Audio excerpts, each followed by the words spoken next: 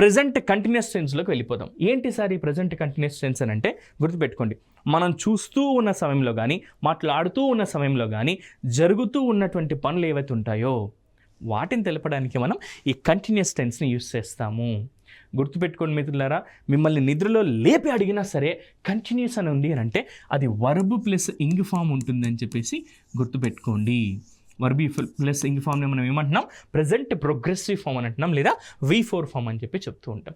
ఎప్పుడు ఉపయోగిస్తాం ఈ ప్రెజెంట్ కంటిన్యూస్ టెన్స్ని సార్ మనం అంటే మనం చూస్తూ ఉన్న సమయంలో కానీ మాట్లాడుతూ ఉన్న సమయంలో కానీ జరుగుతూ ఉన్నటువంటి పనులు ఏవైతే ఉంటాయో వాటిని తెలియజేయడానికి ప్రెజెంట్ కంటిన్యూస్ టెన్స్ని మనం ఉపయోగిస్తాం.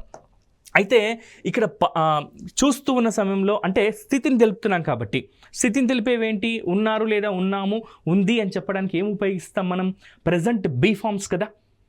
ప్రజెంట్ బీ ఫామ్స్ ఏముంటాయి, ఈజ్, యామ్, ఆర్ ఉంటాయి. మరి ఇది కంటిన్యూస్ అనగానే ఏం గుర్తుకు రావాలి, V1 ప్లస్ ఇంగ్ ఫామ్.